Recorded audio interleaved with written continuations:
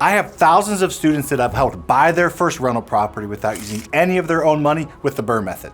And through that process, I've been able to figure out 5 things to avoid with the BRRRR method, especially for new real estate investors. We talking about freedom?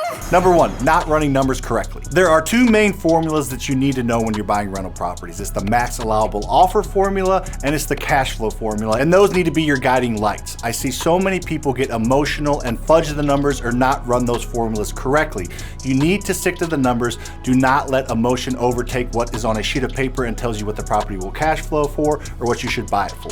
If you properly run the max allowable formula offer and the cash flow offer, you will make money and you will cash flow. If you compromise either of those things, there is a chance, not a guarantee, but you might not cash flow or you might not have enough equity. So stick to the numbers no matter what. I don't want to go into detail on either of those formulas because they can be a video unto themselves, and I have those videos on my YouTube channel. But I do want to show you something that you can quickly look at the numbers and see if it's a potential to cash flow or not. So if you're looking at buying a property and after you buy it and fix it up, it's going to cost you $100,000, that needs to rent for at least $1,000 a month or 1%. If it doesn't, you can probably move on. If it does, then dig in further, then run your max allowable offer formula, and then run your cash flow formula. So it's a way to save you a lot of time, and it's called the 1% rule. Everybody uses it.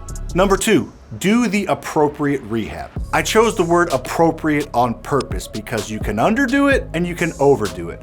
Most of the time when people are starting, they overdo the rehab when they're keeping a rental property. Now, a lot of people watch HGTV and they think they're on Flip or Flop or Chip and Joanna, whoever they're pretending to be, and they overdo a rehab. Now, I am a proponent of making your rental properties nicer than the competition and some places somebody wants to live, not have to live, but a lot of people overdo it at first and do things that don't add value or potential maintenance issues down the line and don't really help the process at all. You want to make your house nice, you want to make it livable, you want to make it desirable, and you want to make it appraised for as much as possible, but don't overdo it. Looking around, and most rental properties don't have marble countertops with gold-plated handles and things like that.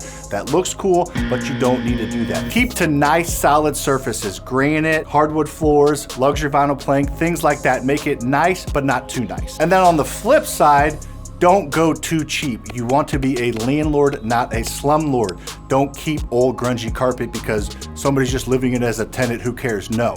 You need to respect the tenant, you need to respect the property and respect the process and make it nice and desirable. So that's where a lot of people can't really toe the line at first. They either overdo it or underdo it, so this is where it's a common mistake. So I think just in general, look at houses that are out there on the market for rent in that area.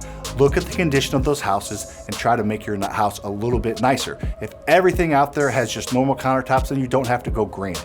But if everything out there has granite, put granite and maybe throw a backsplash on there to make yours a little bit nicer. So just look at what's out there and make yours a hair nicer. You'll get a better tenant, you'll get more rent, it'll appraise for more, and you'll have less headaches and you'll cash flow more. Number 3 is probably the thing that hurts most landlords at first, and number 5 I'm going to talk about in a few minutes is the most common. Number 3 is failing to properly screen tenants. Just because a tenant can afford to pay rent does not mean an automatic approval. A lot of people, especially new landlords, will put out an application through themselves or through some software, and if the tenant makes enough money, they approve them. They don't dig in any further. They make enough money, can fog a mirror, so they're approved. That is going to hurt you in the long run. You could get lucky on the first 1, 2, or 3, but if you do that long enough, eventually you're not going to be lucky because there are a lot of tenants out there that make enough money, but they have bankruptcy on their record, they have an eviction on their records even, they have a violent crime. They're just not the type of tenant that you probably want to approve, especially if you're a landlord and have pride in ownership. What we do is we obviously check their income level to make sure they're making 3 times as much as the rent. So if it rents for $1,000 a month, they need a net on their W-2 income statement at least $3,000, not gross. That's a big difference because a lot of people can have garnishments or child support or things like that come out of their paycheck. So make sure if it's renting for $1,000, they're getting at least $3,000 net. Not everybody looks at it that way. And beyond that, we even call their old landlords or whoever they're renting from now. Sometimes we even visit them in the property. We check their bank statements to see their spending habits. And of course, we check their credit score and criminal history. So we do a deep dive on every tenant we approve. Yes, it probably takes 2, 3, maybe 4 weeks longer than most people. But when we get the tenants in place, they stay, and they stay for a long time. And that is the key. That is the secret to cash flowing ownership owning rental properties, especially in today's high interest rate market. Turnover, when tenants move out, that's the most expensive part about owning rental properties. If you find tenants and they move into your properties and they stay for 3, 4, and 5 years, you take care of them, you will cash flow. If you find tenants and move them into your property and they move out every year or two, it's gonna be really, really hard to cash flow. So spend that extra time up front, have the discipline to go through the process every single time, treat the tenants with respect and fairly throughout that process, get a good tenant in place, and you will be happy that you're a landlord and you will create wealth faster than you can imagine. Number 4 is probably the scariest part to most people that haven't done a deal, and that is the refinance part of the BRRRR method. A lot of people screw that up. When you're getting your property refinanced, you're gonna be contacting a small local bank. And to start this entire process from step 0, you need to be contacting these local banks before you even buy a property, or definitely well before you're looking to refinance.